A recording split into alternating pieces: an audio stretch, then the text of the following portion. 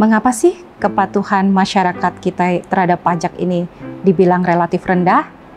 Bahkan kalau kita lihat data pelaporan dari GDP kita, dibandingkan negara lain, Indonesia ini baru sekitar 11% ya tingkat kepatuhannya dibandingkan dengan negara-negara Asia lain seperti Laos, Vietnam, Malaysia, dan yang lainnya.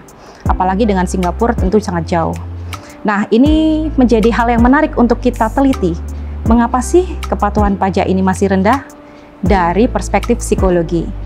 Jadi penelitian ini ingin mencoba untuk melihat sebetulnya bagaimana pandangan masyarakat kita, bagaimana representasi subjektif masyarakat kita terhadap pajak. Penelitian dilakukan dengan beberapa cara, baik pendekatan kualitatif maupun kuantitatif, dan ditemukan bahwa betul sekali representasi itu sangat beragam terhadap pajak. Namun, yang paling banyak frekuensi kemunculan itu adalah representasi-representasi dengan tema-tema yang positif. Demikian pula dari riset eksperimen susulan atau lanjutan untuk mengkonfirmasi hasil tersebut.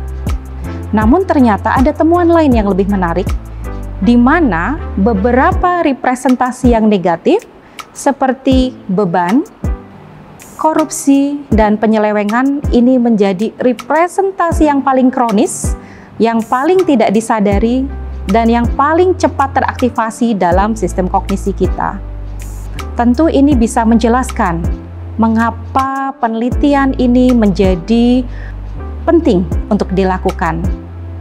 Dan sekali lagi, hasil temuan tadi bisa menjadi dasar bagi kita atau khususnya Dirjen Pajak untuk mengemas atau untuk membuat strategi pembingkaian pesan yang lebih edukatif, yang lebih promotif dengan memperhatikan apa yang membuat orang menjadi khawatir terhadap penggunaan dana pajak itu sendiri dan bagaimana mengoptimalkan perspektif-perspektif yang lebih positif seperti pajak untuk pembangunan dan pajak untuk kesejahteraan masyarakat atau rakyat dikemas dengan data-data atau cara-cara yang lebih faktual, yang lebih bisa memberikan penyadaran bahwa apa yang sudah mereka peroleh dan apa sudah mereka gunakan sebagai bagian dari dana pajak. Di lain sisi, representasi yang negatif juga tentu menjadi PR besar yang perlu kita atur atau kita desain supaya bisa diminimalisir.